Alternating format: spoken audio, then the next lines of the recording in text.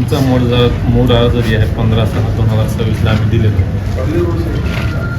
ईदगाह वक्फ संस्था या सार्वजनिक जागेसमोरील रस्त्या जागेत नर्सरीचे झाडे, चहाचे हॉटेल व पानटपरी लावून अतिक्रमण करणाऱ्या व्यक्तीवर योग्य ती कारवाई करा म्हणून.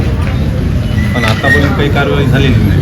आता मी ते जे मूळ अर्ज दिलेले होते ते माननीय तहसीलदार साहेबालाही दिलं होतं आणि कार्यकारी अभियंता साहेब, सार्वजनिक बांधकाम विभाग अंबाजोगाई जिल्हा बीड आणि उपविभागीय अभियंता साहेब, सार्वजनिक बांधकाम उपविभागीय तालुका परळी व जिल्हा बीड, पोलीस निरीक्षक साहेब सिरसाळा, ग्रामपंचायत कार्यालय सिरसाळा आणि तलाठी साहेब. काय त्यांचा काही पत्रव्यवहार झाला का, काही आदेश काढला का, असं काही झालं? तहसीलदार साहेबांना आता 13 तारखेचा अर्ज काढला होता पत्र, पण आतापर्यंत काही त्यांनी कार्यवाही केलेली नाही.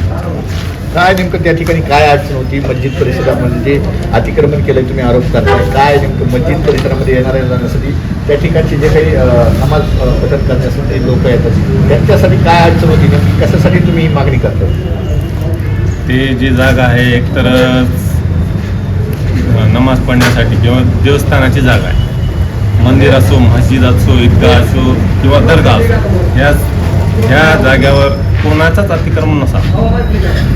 आणि जे ह्या लोकांनी अतिक्रमण केलेलं आहे, खटला नर्सरी झाडं जे लावलेले ह्या लोकांनी, त्याच्यामुळं त्या जाग्यावर ताण जास्त होतात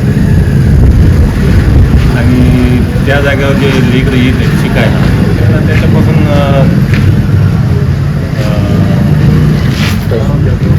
त्रास होत आहे.